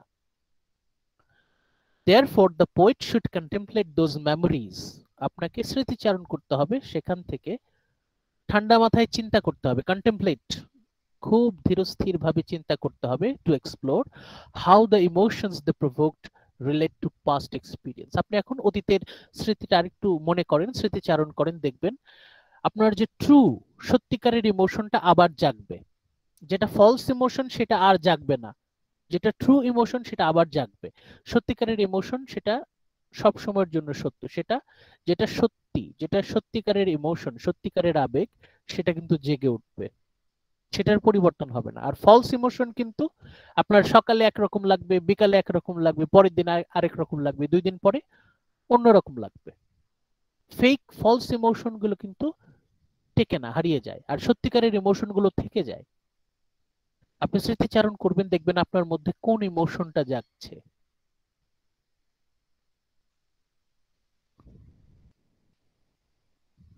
এটা হচ্ছে second stage, recollection. Observation first stage, তারপর রিকালেকশন। ঠান্ডা মাথায় স্মৃতিচারণ করতে হবে, পুরাতন স্মৃতিগুলো ঘাটতে হবে। ঘাটার পরে দেখবেন, ঠান্ডা মাথায় চিন্তা করবেন যে ওই সময়ে আপনার যে ইমোশন গুলো জেগেছিল তখন, তার মধ্যে থেকে কোনটা সত্যিকারের ইমোশন। সাপোজ ওই সময় আপনার মধ্যে হয়তো 3টা ইমোশন একসাথে কাজ করেছিল, পরবর্তীতে আপনি বিকালবেলা অথবা পরের দিন সকালে আপনি চিন্তা করেন, আপনার হয়তো দেখবেন 2টা ইমোশনই ফলস আর একটা হচ্ছে ট্রু। এটা হচ্ছে রিকালেকশনের রেজাল্ট। এখন আমরা থার্ড স্টেজে আসি। আমরা রিকালেকশন করতে গিয়ে কিন্তু আমরা মোটামুটি বুঝে ফেলি যে আসলেই আমাদের মধ্যে কোন ইমোশন গুলো কাজ করছে। এবার আমরা থার্ড স্টেজে আসি। সুমাইয়া আক্তার, শুনতে পাচ্ছেন? Sumaiya Akter, Yes, sir. একটু পড়বেন kindly third stage. Sir. The third stage is parting. When the filtering. poet filtering, sorry. হ্যাঁ, The third stage is filtering. When the poet clears the mind of all non-essential elements, the result of this is often that the poet's personal experience becomes relevant to a wider audience. Wider audience. Thank you. আমরা প্রথম 2 ধাপ কিন্তু already শেষ করে এসেছি। প্রথমে হচ্ছে পর্যবেক্ষণ করতে হবে, মন দিয়ে দেখতে হবে। দেখার সাথে সাথে কাগজ কলম নিয়ে লেখা যাবে না। প্রথমে আপনি মন দিয়ে দেখবেনই, শুধু মন দিয়ে দেখবেন এবং ভেতরের ফিলটা, আপনার ইমোশন গুলো কোন কোন ইমোশন কাজ করছে সেটা খুব মন দিয়ে খেয়াল করবেন। এরপর একটা টাইম গ্যাপ দিবেন, হয়তো পরের দিন বা তার পরের দিন, 1-2 দিন পরে আপনি আবার স্মৃতিচারণ করবেন যে আচ্ছা ওই সময়ে ওই মানুষটাকে দেখে আমার মনে এই এই ইমোশন জেগেছিল, ওই একটা ঘটনা দেখে অথবা ওই একটা অবজেক্ট দেখে আমার মনের মধ্যে এই অনুভূতি জেগে উঠেছিল। আমরা ঠান্ডা মাথায় চিন্তা করব আসলে কি ইমোশনটা কি ট্রু, তখন আমার মধ্যে যে ফিলিংসটা জেগে উঠেছিল এটা কি আসলেই ট্রু, আসলে কি আমার আমার ভেতরে সত্যি সত্যি কি আমি এটা চাচ্ছি। থার্ড স্টেজ হচ্ছে ফিল্টারিং, ছাঁকনি। ফিল্টার মানে কি? ছাঁকনি। ফিল্টারিং মানে হচ্ছে ছেঁকে নেয়া, যেটা খাঁটি সেটা থেকে যাবে, যেটা ভেজাল সেটা দূর হয়ে যাবে, এটা হচ্ছে filtering. The third stage is filtering. এই ফিল্টারিং স্টেজটা কিন্তু সময় লাগে, মানে আপনার একদম খুব ঠান্ডা মাথায় চিন্তা করতে হচ্ছে আচ্ছা আমার মনের মধ্যে এখন 3টা ইমোশন কাজ করছে, 3টার মধ্যে কোনটা খাঁটি কোনটা ভেজাল, কোনটা ট্রু কোনটা ফলস। এই যে ছাঁকনি, এই ফিল্টারিংটা আপনার নিজে নিজে করতে হবে। Third stage is filtering. Filtering স্টেজটা আমরা কখন করতে পারি? when the poet, যখন একজন কবি clears the mind of all non-essential elements, মনের ভেতরের যত অপ্রয়োজনীয় আবেগ আছে, আমরা তো আমাদের মন তো মানে না, তাই না? যখন তখন অনেক কিছু সে খেয়াল করে। আমাদের মন কিন্তু এক এক সময় এক এক ইমোশনে তারা ব্যস্ত হয়ে যায়। আপনারা খুব ঠান্ডা মাথায় চিন্তা করবেন, সাপোজ আপনার ভেতরে হয়তো 2-3টা ফিলিংস কাজ করছে, এই 2-3টার মধ্যে দেখবেন একটা ট্রু, বাকিগুলো ফলস। এমনও হতে পারে যে সবগুলোই ফলস। আমরা যখন অনেক বেশি ইমোশনাল হয়ে যাই তখন অনেক ফলস ইমোশন আমাদেরকে অনেক পেরেশানির মধ্যে ফেলে দেয়। এই বিষয়গুলো একটু মাথায় রাখবেন। খুব ঠান্ডা মাথায় চিন্তা করবেন আচ্ছা আমার মধ্যে যে এই এই ইমোশন গুলো কাজ করছে, কোনটা ট্রু কোনটা ফলস। দ্য রেজাল্ট, এই যে ফিল্টারিং যখন আপনি করতে পারবেন, the result of this is often that the poet's personal experience becomes relevant to a wider audience. এই কথাটার মানে কি? কবির ব্যক্তিগত অভিজ্ঞতা, পোয়েটস পার্সোনাল এক্সপিরিয়েন্স বিকামস, পরিণত হয় রিলেভেন্ট, তখন সেই জিনিসটা রিলেভেন্ট। রিলেভেন্ট মানে কি? প্রযোজ্য। টু আ ওয়াইডার অডিয়েন্স, মানে আপনার ভেতরে যে আবেগটা কাজ করছে সেটা শুধু আপনার বেলায় সত্য না, এটা সবার বেলায় প্রযোজ্য। ইউনিভার্সাল হয়ে যায়, আপনার পার্সোনাল ইমোশনটা হয়ে যায় ইউনিভার্সাল, সার্বজনীন। মানে আপনার মধ্যে যে সুখ আনন্দ কাজ করছে সেটা সবার মধ্যেই সুখের সৃষ্টি করবে, আপনার মধ্যে যে যন্ত্রণা সেটা সবার মধ্যেই যন্ত্রণা নিয়ে আসবে। ফিল্টারিং করলে এই ইউনিভার্সাল ট্রু ফিলিংস গুলো আমাদের মধ্যে অবশিষ্ট থাকে, এবং সেই জিনিসটা যদি আপনি ক্যাচ করতে পারেন, দেখবেন আপনার কবিতা পড়ে মানুষজন তারা ফিল করতে পারবে যে আপনার মধ্যে কি কি ইমোশন কাজ করছে, এবং তারা অ্যাপ্রিসিয়েট করবে। তারা বলবে যে আরে আমার মনের কথা কবি কিভাবে বলে দিল, আমার মনের আবেগ কবি কিভাবে ধরতে পারলো। কারণ কবি ফিল্টারিং করে সেই ইমোশন গুলোই প্রিজার্ভ করেছে, রক্ষা করেছে, যেটা সবার জন্য সত্য। It becomes relevant to a wider audience, it is universal.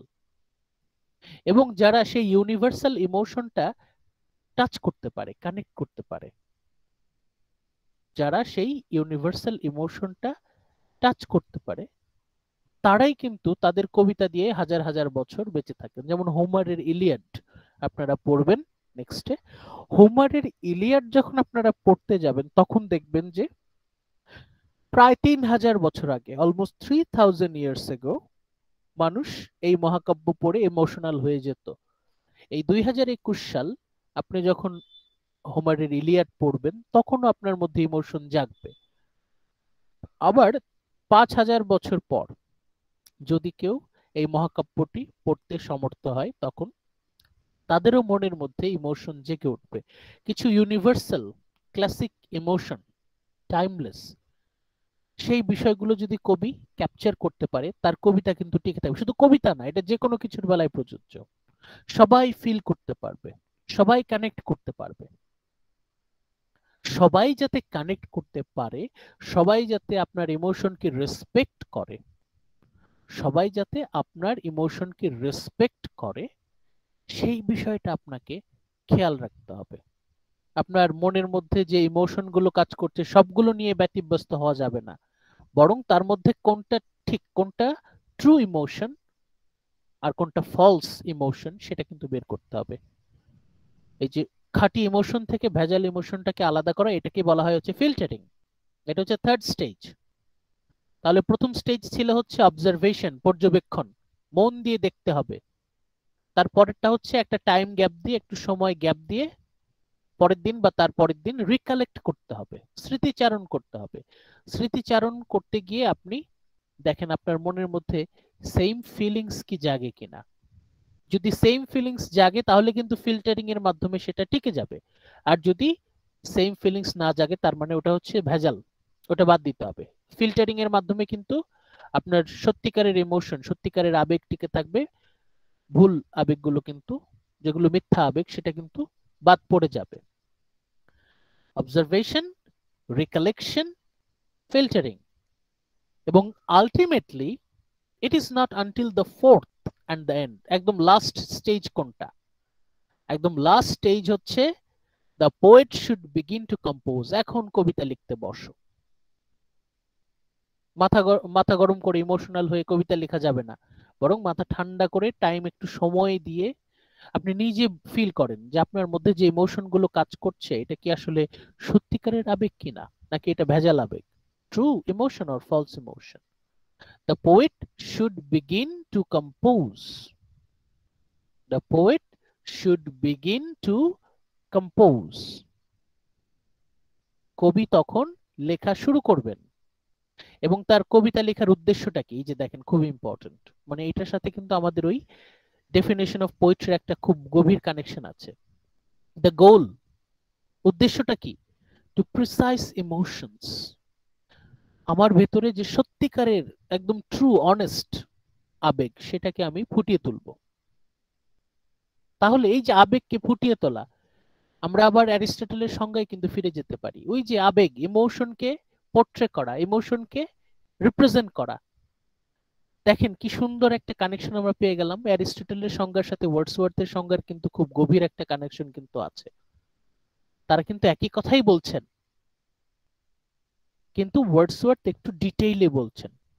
অ্যারিস্টটলের কথাগুলো একটু মানে ঝাপসা ছিল, ওয়ার্ডসওয়ার্থের কথাটা কিন্তু একটু ডিটেইল, উনি কিন্তু মানে একদম ক্যাটাগরাইজ করে খুব মানে স্টেপ বাই স্টেপ ব্রেকডাউন করে কিন্তু আমাদেরকে বুঝিয়ে দিচ্ছেন। এমন ভাবে আমি আমার ইমোশনটাকে ফুটিয়ে তুলবো, a way that the reader will understand, পাঠক বুঝতে পারবে। এখন আমি কবিতা এমন ভাবে লিখলাম যে কেউ বুঝলো না, শুধু আমি বুঝি, তাহলে সেটা ব্যর্থ, টিকে থাকবে না, হারিয়ে যাবে। এমন ভাবে কবিতা লিখতে হবে যাতে রিডার উইল আন্ডারস্ট্যান্ড, পাঠক যেন বুঝতে পারে, অ্যান্ড মে দেয়ারফর কন্টেমপ্লেট, শুধু বুঝলেই হবে না, শুধু বুঝে বসে থাকলে হবে না, তারা যেন সে বোঝার পর সেটা নিয়ে ভাবে। They must contemplate, they must think about it. পাঠকরা বুঝবে এবং ভাববে, শুধু বুঝে বসে থাকলে হবে না, সেটা নিয়ে তারা ভাববে, আরো ভাববে। আমার কন্টেমপ্লেশনটা আমি মানুষের মধ্যে ছড়িয়ে দেব। বুঝতে পারছেন? এই হচ্ছে কবিতার সংজ্ঞা, এই হচ্ছে কবিতার সংজ্ঞা। এখন আমি ওয়ার্ডসওয়ার্থের ডেফিনিশনটা আবার একটু রিপিট করি, দেখেন।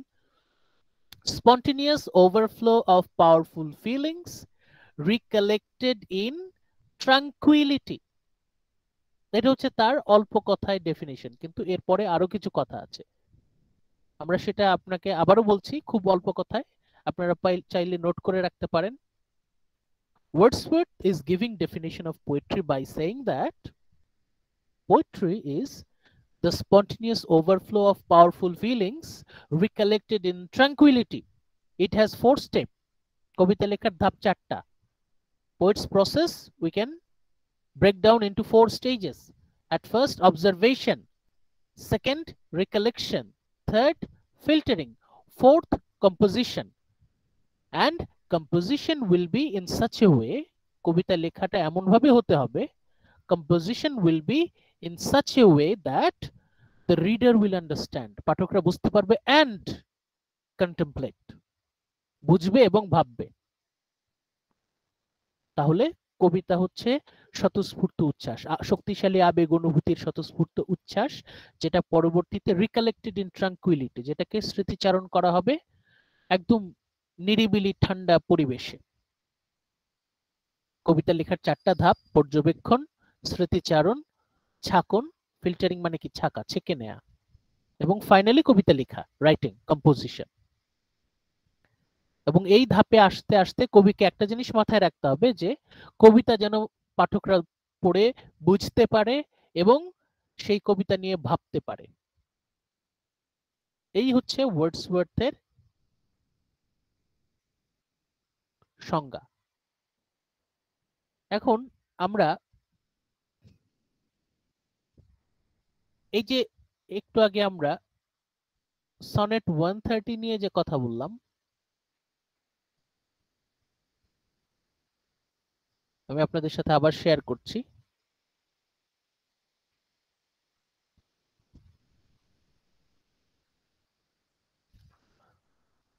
এই যে সেন্টেন্সটা আপনারা একটু খেয়াল করেন, শেক্সপিয়ার তার 130 নম্বর সনেটে বলেছেন, My mistress's eyes are nothing like the sun. Wordsworth Shakespeare তার মিস্ট্রেসকে নিয়ে কবিতা লিখেছেন। এখন শেক্সপিয়ারের এই কবিতাকে আমরা ওয়ার্ডসওয়ার্থের থিওরি দিয়ে একটু ক্রিটিসাইজ করার চেষ্টা করি, তো দেখি তো কেমন হয়। শেক্সপিয়ার বলছেন যে আমার প্রেমিকা, আমার মিস্ট্রেস, তার চোখ সূর্যের মতো নয়। Her eyes are nothing like the sun. এখন এই যে কথাটা শেক্সপিয়ার বললেন, আপনারা একটু ঠান্ডা মাথায় চিন্তা করেন যে শেক্সপিয়ার যদি ইমোশনাল হতেন, উনি যদি ইমোশনাল হয়ে লিখে ফেলতেন, তাহলে কিন্তু তার চোখকে উনি অনেক কিছুর সাথেই তুলনা দিতেন। যেমন সনেট 18-এ দেখেছি তার যে বিশেষ বন্ধু, তার চোখটাকে কিন্তু এই যে হেভেন্স আই, তার সাথে তুলনা করেছেন। কিন্তু এইখানে সনেট 130-তে এসে আমরা দেখতে পাচ্ছি যে শেক্সপিয়ার অনেকটাই ম্যাচিউরড, উনি কিন্তু তার প্রেমিকার চোখের সাথে সূর্যের তুলনা দিচ্ছেন না। বুঝতে পারছেন? এটা কিন্তু অনেক বেশি ইমোশনাল হয়ে লেখা না। এবং এটা কিন্তু আমরা যখন ঠান্ডা মাথায় চিন্তা করব এবং আমরা এটা বুঝতে পারছি এবং আমরা কিন্তু এটা কিন্তু আমাদেরকে ভাবাচ্ছে যে আমরা যখন আমাদের কাছের মানুষদেরকে খুব পছন্দের মানুষদেরকে যখন আমরা মানে ব্যাখ্যা করি তখন কিন্তু আমরা অনেক অতিরঞ্জন অনেক এক্সাজারেশন আমরা কিন্তু ব্যবহার করি। নেক্সট সেন্টেন্স বলছে coral is far more red than her lips red. মানে কোরাল তো লাল, বললো যে আমার প্রেমিকার ঠোঁট কোরালের মতো অতটা লাল না, কোরাল হচ্ছে অনেক বেশি লাল, তার থেকে কম লাল। বুঝতে পারছেন যে রেস্ট্রেইনড, নিজেকে সামলে নিচ্ছেন কিন্তু শেক্সপিয়ার, উনি কিন্তু ওনার আবেগ অনুভূতির লাগাম ছাড়া প্রকাশ করছেন না। এবং এখানে কিন্তু এই যে দেখতে পাচ্ছেন তার যে কন্টেমপ্লেশনের কিন্তু ছাপ এখানে আছে। শেক্সপিয়ার কিন্তু আবেগের বশবর্তী হয়ে এই কবিতাগুলো লাইনগুলো কিন্তু বলছেন না। বুঝতে পারছেন?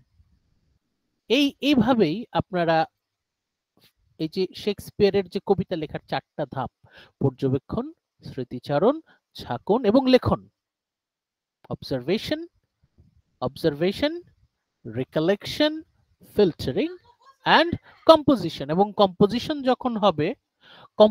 যখন করতে হবে তখন খুব ঠান্ডা মাথায় রাখবেন যে মানে পাঠক যেন বুঝতে পারে এবং বুঝে যেন ভাবতে পারে, so that the reader will understand and therefore they can contemplate.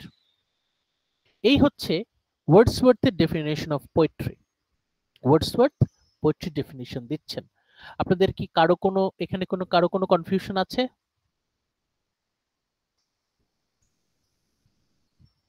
No sir. যতগুলো ডেফিনেশন দেখবেন যে ওয়ার্ডসওয়ার্থের এই ডেফিনেশনটা হচ্ছে আপনাদের মানে সবচেয়ে বেশি কাজে লাগবে এবং সবচেয়ে আপনারা মানে ডিটেইলি বুঝতে পারছেন।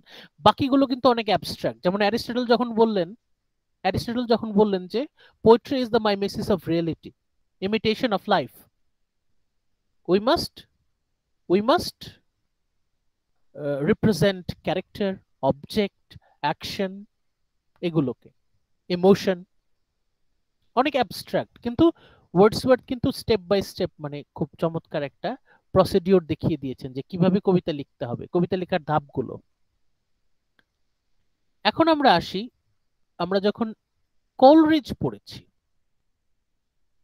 যখন পড়েছি তখনকার যে আমরা যে ডেফিনেশনটা পড়েছি,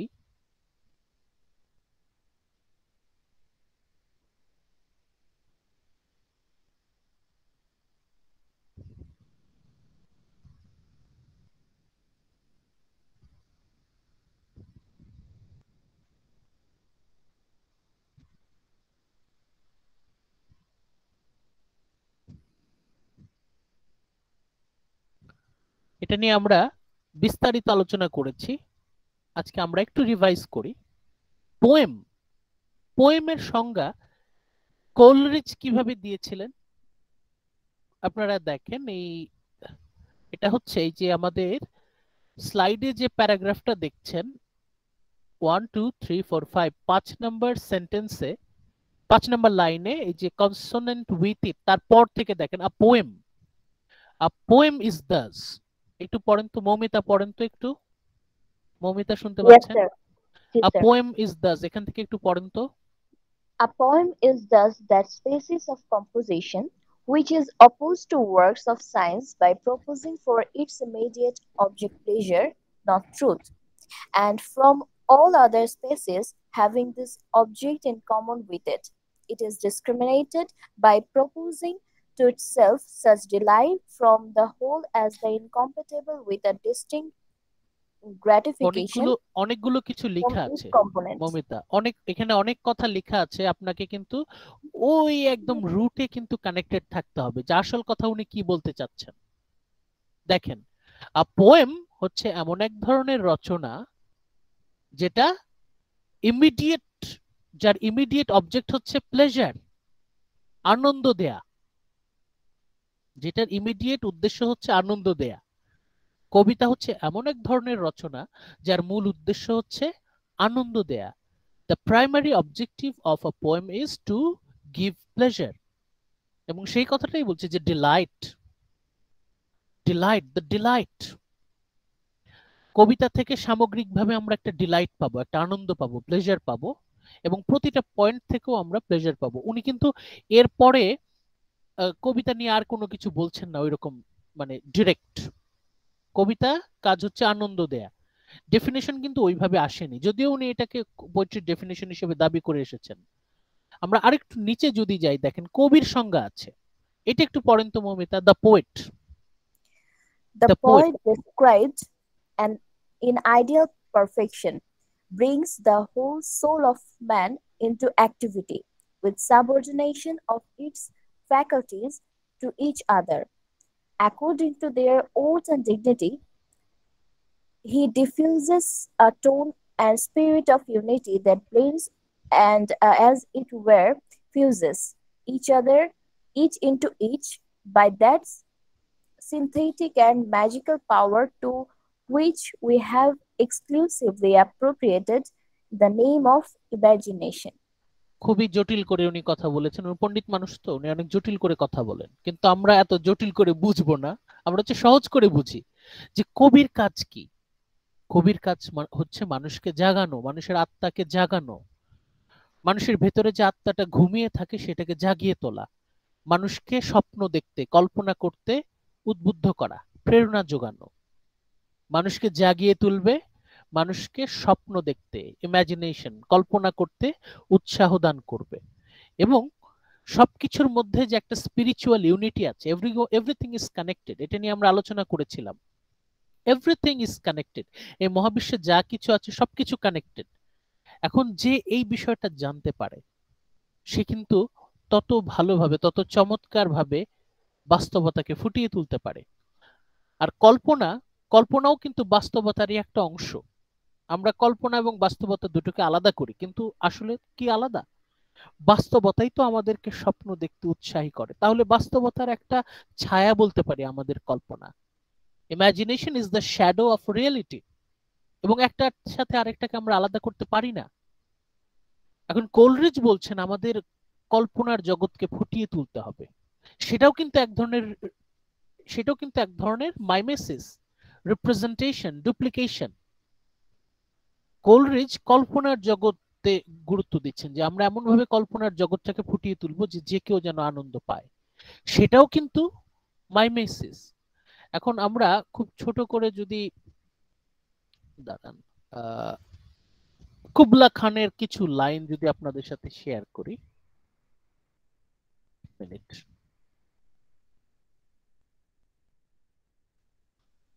কুবলা খান, 1 মিনিট, আমি আনছি, শেয়ার করছি আপনাদের সাথে। দেখতে পাচ্ছেন কুবলা খান? কুবলা খান হচ্ছে কোলরিজের খুবই বিখ্যাত একটা কবিতা। মানে শুরুতেই লিখছেন, কুবলা খানের একটা সাবটাইটেল হচ্ছে or a vision in dream, a fragment. Dream, স্বপ্নের একটা খণ্ড অংশ, ক্ষুদ্র একটা অংশ। শুরুতে উনি বলছেন, in Xanadu did Kubla Khan a stately pleasure dome decree, where Alph the sacred river ran through the caverns measureless to man, down a sunless sea. কি চমৎকার একটা বর্ণনা, মানে গায়ে কাঁটা দিয়ে ওঠার মতো। মানে এত চমৎকার একটা স্বপ্নের বর্ণনা দিচ্ছেন যে Alph the sacred river ran through caverns measureless to man, down to the sunless sea. So twice 5 miles of fertile ground with walls and towers were girdled round. এই যে বর্ণনাটা দিচ্ছেন, এটা হচ্ছে মানে as if Coleridge is representing his one of the most exquisite dreams. তার খুব সুন্দর একটা স্বপ্নকে উনি ফুটিয়ে তোলার চেষ্টা করছেন। দেখেন কবিতাটা দেখে মনে হচ্ছে উনি স্বপ্ন দেখছেন। But oh, the deep romantic chasm which slanted down the green hill athwart its southern cover, a savage place, a holy and enchanted as ever beneath the waning moon, was haunted by woman wailing for her demon lover. Dekhen, beneath a waning moon was haunted by a woman wailing for her demon lover. Haunted by woman wailing for her demon lover, মানে এখানে Demon, ghost, স্পিরিটের কথা বলা হচ্ছে। মানে আমাদেরকে charm করছে, we are enchanted, we are amazed মানে দারুণ বর্ণনা আর কি। এই যে এইভাবে এই যে এখন আমরা ফিরে আসি আমাদের এই যে কোলরিজ বলছেন যে কবি আমাদেরকে স্বপ্ন দেখতে উৎসাহ করবে, কবি তার স্বপ্নকে ফুটিয়ে তুলবে এবং আমরাও স্বপ্ন দেখতে পাবো এবং আমরা ফিল করতে পারবো যে everything is United, everything is connected. বুঝতে পারছেন? এই যে কোলরিজের ডেফিনেশনটা দিলেন, এটা কিন্তু আবার ওয়ার্ডসওয়ার্থের মতো এত মানে কনক্রিট না, এটা অনেকটাই অ্যাবস্ট্রাক্ট, অনেকটাই অ্যাবস্ট্রাক্ট। আবার আমরা আর্নল্ডের স্টাডি অফ পোয়েট্রি যখন পড়েছি, একটু একটু ধৈর্য ধরেন, আর্নল্ডের স্টাডি অফ পোয়েট্রি যখন পড়েছি তখনও আর্নল্ড কিন্তু ওইরকম ডিটেইলে ডেফিনেশনটা দেন নাই। আর্নল্ড বলছেন যে কবিতার ভবিষ্যৎ অনেক উজ্জ্বল, এই যে poetry is capable of high destinies, কবিতার ভবিষ্যৎ উজ্জ্বল। এরপর বলছে কবিতা বিজ্ঞান কবিতা ছাড়া অচল, ধর্ম এবং দর্শনকেও সে জায়গা করে দেবে। আর খুবই গুরুত্বপূর্ণ যে তথ্যটা উনি দিচ্ছেন সেটা হচ্ছে poetry shows us a mirror of life, আমাদের জীবনের একটা প্রতিফলন আমরা পাই কবিতার মধ্যে, মিরর অফ লাইফ। এবং আরো ডিরেক্টলি উনি বলছেন যে poetry, Arnold terms poetry as a criticism of life, criticism of life তার মানে জীবনের সমালোচনা। এখন আর্নল্ডের এই কথার সাথে আমরা কিন্তু ওই যে অ্যারিস্টটল যে কথাটা বলেছিলেন তার একটা কানেকশন কিন্তু আমরা পেয়ে যাই, মানে দুইজন অনেকটা একই রকম কথা বলছেন, দুজন অনেকটা একই রকম কথা বলছেন। অ্যারিস্টটল বলেছেন poetry is mimesis of reality, imitation of life, representation of characters, emotions, actions, object. এই বিষয়ে উনি কথা বলেছেন। রিপ্রেজেন্ট করা মানেই হচ্ছে এখানে কিন্তু ক্রিটিসিজম চলে আসবে। আর্নল্ড সেই কথারই ধারাবাহিকতায় বলছেন কবিতা মানে হচ্ছে জীবনের সমালোচনা, এবং পোয়েট্রি শুধুমাত্র not only criticism of life, এবং পোয়েট্রিতেই মানুষ বারবার আশ্রয় খুঁজে নেবে। Man will continue to find comfort and solace in poetry, এবং কবিতাতেই সে তার আশ্রয় গ্রহণ করবে, কবিতাতেই মানুষ তার ইমোশনাল শেল্টার, আবেগের আশ্রয়, মানসিক আশ্রয় সে খুঁজে পাবে। কবিতা আমাদেরকে শান্তি দেবে। তাহলে এখানে আমরা কোলরিজের সাথেও কানেক্ট করতে পারি না? কোলরিজ বললেন যে কবিতা মানুষকে আনন্দ দেবে, মানুষের কল্পনাকে জাগ্রত করবে, everything is United, is spiritual unity of universe, সেটা মানুষ জানতে পারবে। এই যে ওইটার সাথে আমরা কানেক্ট করতে পারছি, অ্যারিস্টটলের সাথে কানেক্ট করতে পারছি। এর পরবর্তীতে আমরা যখন জাস্ট লাস্ট ক্লাসে যখন আমরা টি.এস. এলিয়টস এর ট্র্যাডিশন অ্যান্ড ইন্ডিভিজুয়াল ট্যালেন্ট নিয়ে আলোচনা করলাম, সেখানেও কিন্তু আমরা কবিতার সংজ্ঞা নিয়ে আলোচনা করেছি। এই যে সামারি 3 স্লাইডে হাইলাইট করা ছিল, আমি রিকোয়েস্ট করব রায়হানুল ইসলাম, শুনতে পাচ্ছেন? রায়হানুল ইসলাম, রায়হানুল ইসলাম,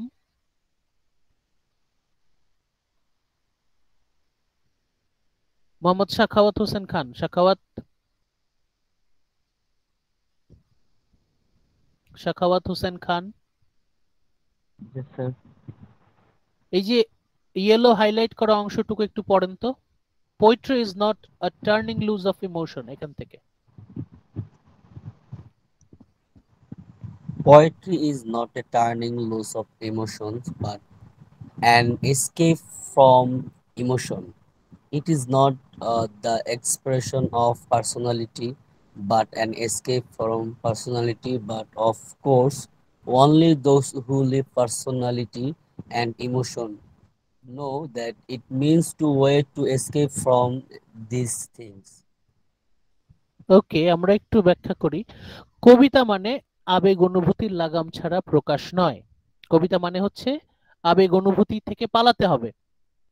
কবিতা মানে ব্যক্তিত্বের হুবহু প্রকাশ নয়, ব্যক্তিত্বের বহিঃপ্রকাশ নয়, বরং ব্যক্তিত্ব থেকে পালাতে হবে। কিন্তু যার কোনো আবেগই নাই সে আবেগ থেকে পালাবে কিভাবে? যার কোনো ব্যক্তিত্বই নাই সে কিভাবে তার ব্যক্তিত্ব থেকে পালাবে? এখন আপাত দৃষ্টিতে মনে হতে থাকে যে এই এলিয়টের সাথে ওয়ার্ডসওয়ার্থের খুব মানে বড়সড় একটা ক্ল্যাশ, আমার তারা মনে হয় খুবই আলাদা কথা বলছেন। আপাত দৃষ্টিতে মনে হয় যে যে উইলিয়াম ওয়ার্ডসওয়ার্থ বলেছেন না যে poetry is the spontaneous overflow of powerful feelings, কিন্তু এরপরে কিছু একটা অংশ আছে রিকালেক্টেড ইন ট্রাঙ্কুইলিটি, সেটা এখানে নাই। না থাকার কারণে অ্যাপারেন্টলি খুবই আলাদা লাগছে, কিন্তু দুজনের কথায় অনেক মিল আছে। Poetry is not a turning loose of emotion, এখানে কিন্তু ওয়ার্ডসওয়ার্থ একমত পোষণ করেছেন। উনি বলেছেন যে কবিতা কিন্তু ওই আবেগ অনুভূতির বেসামাল প্রকাশ কিন্তু নয়, এটা কিন্তু চিন্তা ভাবনা করে অবজারভেশন, রিকালেকশন, ফিল্টারিং, তারপরে কম্পোজিশন। এবং দেখা যায় যে এই পদ্ধতির মধ্য দিয়ে, এই স্টেপ, এই প্রসিডিওর মধ্য দিয়ে একজন কবি যদি কবিতা লিখতে বসে তাহলে কিন্তু সে সত্যি সত্যি তার আবেগ থেকে পালাতে পারবে। It is possible to escape from emotion, আবেগ অনুভূতি থেকে পালানো সম্ভব যদি কেউ এই 4টা ধাপ, আসলে ঠিক পালানো না, এটা এটা হচ্ছে আমরা আরেকটু ভালো করে যদি বলি অতিক্রম করা। মানে আপনার আবেগ অনুভূতি আপনাকে নিয়ন্ত্রণ করবে না, আপনি আপনার আবেগ অনুভূতিকে নিয়ন্ত্রণ করতে পারবেন। এবং it is not the expression of personality, আপনি আপনার যে ব্যক্তিত্ব সেই ব্যক্তিত্বে আপনি বাধা পড়ে যাবেন না, বরং আপনি আপনার ব্যক্তিত্বকে অতিক্রম করতে পারবেন। আপনি যখন ওই 4টা ধাপ, ওয়ার্ডসওয়ার্থ যে 4টা ধাপের কথা বলেছেন, ওই ধাপ যদি আপনি অনুসরণ করেন, বিশেষ করে একদম মানে ওই যে আপনি যখন অবজার্ভ করবেন তখনই যে চিন্তা করছেন যে অন্যরা কি ভাবছে সেটাও আপনি আপনার মাথায় রাখছেন, আপনি তাদের দ্বারা ইনফ্লুয়েন্স না, কিন্তু আপনি মাথায় রাখছেন যে তারা কি ভাবছে। আপনি কিন্তু তখনই একদম অবজারভেশন, যখন আপনি পর্যবেক্ষণ করছেন, খুব গভীরভাবে পর্যবেক্ষণ করছেন, তখনই কিন্তু আপনি চাইলে আপনার ব্যক্তিত্বকে আপনি অতিক্রম করতে পারবেন। এবং শেষে গিয়ে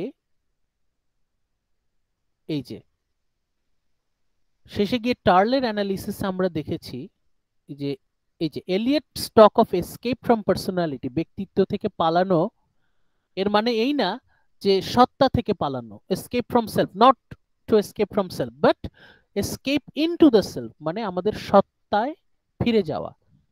আমাদের যে পার্সোনালিটি, এখানে অনেক ফেক, অনেক ফলস কিছু ব্যাপার থাকে। আমাদের পার্সোনালিটি তো কন্ডিশন বাই আওয়ার সোসাইটি, আমাদের সমাজ আমাদের ব্যক্তিত্বকে সৃষ্টি করে, কিন্তু আমাদের ব্যক্তিত্বই আমাদের সবকিছু না, আমাদের সত্তাটাই হচ্ছে সবকিছু। আমরা আমাদের ব্যক্তিত্ব থেকে পালিয়ে আমাদের সত্তার মধ্যে ঢুকবো, আমাদের সত্যিকারের যে অস্তিত্ব, আমাদের মন, সেখানে আমরা প্রবেশ করব।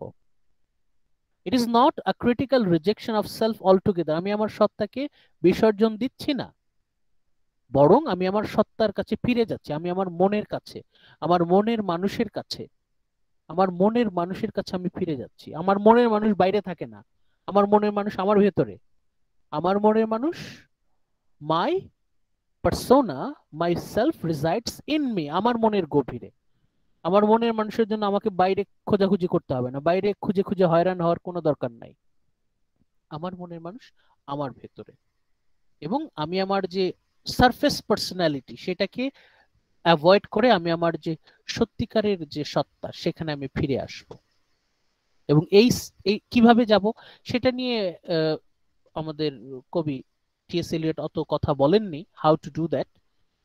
কিন্তু আমরা যদি আবার ফিরে আসি ওয়ার্ডসওয়ার্থের যে step, procedure of writing poetry, সেটাতে যদি ফিরে আসি তাহলে কিন্তু আমরা একটা দিশা পাই, একটা মানে পথ কিন্তু আমরা খুঁজে পাই, এবং তাদের সবারই কথার মধ্যে কিন্তু একটা কানেকশন আমরা পেয়ে যাচ্ছি।